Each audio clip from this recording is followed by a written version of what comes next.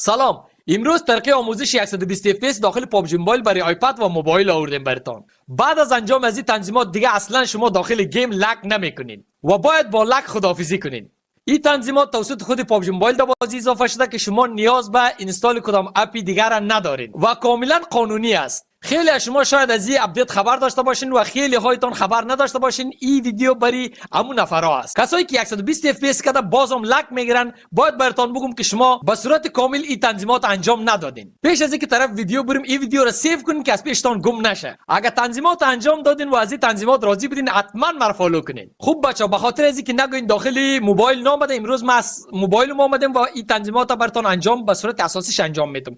خوب شما چیکار میکنین؟ اول در قسمت سیتینگ میرین و بعد از در گرافیکتون میاین. بعد از اینکه در گرافیکتون اومدین، کسایی که بچا قبلا خبر داشتن اونا چی کار میکردن که بازم لگ میگرفتن، در این قسمت اسموت میکردن، بعد از 120 fps میکردن، در این قسمت بچا ادجاستمنت میزد و 120 fps میکرد، اپلای میکرد. خو انال در این قسمت بچا قسمی که شما میبینین 120 fps است و بازم لگ میکنین، ولی شما این کارا نکنین.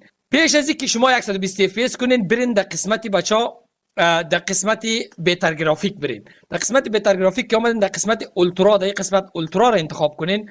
دوباره بازم اولترا HD را انتخاب کنین بچا، یا اینکه اولترا را انتخاب کنین، اپلای کنین. این باعث میشه بعد از اینکه شما 120 fps کنین دیگه اصلا لک نکنین و گیمتون هم تو روان کار بیاد. بعد از اینکه شما این را انجام دادین بچا، در قسمت کاستومایز دوباره در قسمت کاستومایز میاین.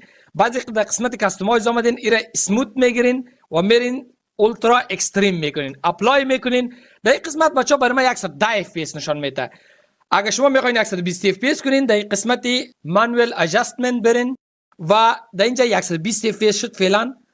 اینجا میتونید شما کم و زیاد کنین. این را 120 fps انتخاب کنین و اپلای کنین. بعد از اینکه اپلای کردین دیگه گیمتون 120 fps است و همو تو دشمن برین غلبیل کنین دیگه. خدا یارتان. لایک ویدیو یادتان نره و حتما مرا فالو کنین.